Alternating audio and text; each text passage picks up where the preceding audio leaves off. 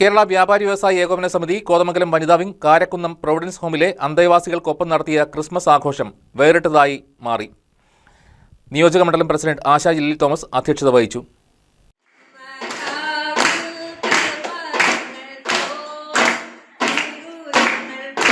വേറിട്ട രീതിയിലായിരുന്നു കേരള വ്യാപാരി വ്യവസായി ഏകോപന സമിതി കോതമംഗലം വനിതാ വിങ്ങിന്റെ ഇത്തവണത്തെ ക്രിസ്മസ് ആഘോഷം. കാരക്കുന്നം പ്രൊവിഡൻസ് ഹോമിലെ അന്തേവാസികൾക്കൊപ്പമാണ് അവർ ക്രിസ്മസ് ആഘോഷം നടത്തിയത്.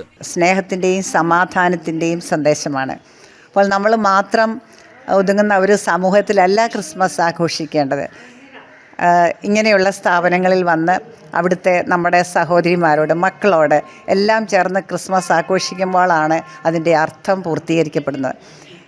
അത്യുന്നതങ്ങൾ ദൈവത്തിൻ്റെ മഹത്വം, ഭൂമിയിൽ ദൈവപ്രസാദമുള്ളവർക്ക് അല്ലെങ്കിൽ സന്മനസ്സുള്ളവർക്ക് സമാധാനം എന്ന് പറയുമ്പോൾ അതിൻ്റെ അന്തസ്സത്ത നമുക്ക് മനസ്സിലാകും. സ്നേഹം, സന്തോഷം, എളിമ, എല്ലാവരോടുമുള്ള ഒരു അനുകമ്പ, ഇതൊക്കെയാണ് നമുക്ക് ക്രിസ്മസിൽ കൂടി സ്വായത്തമാക്കേണ്ടത്.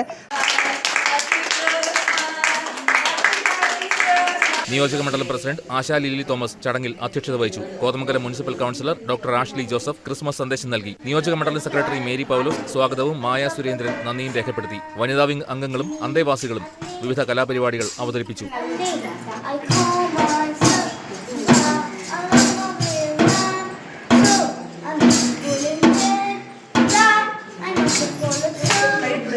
News desk KCB news.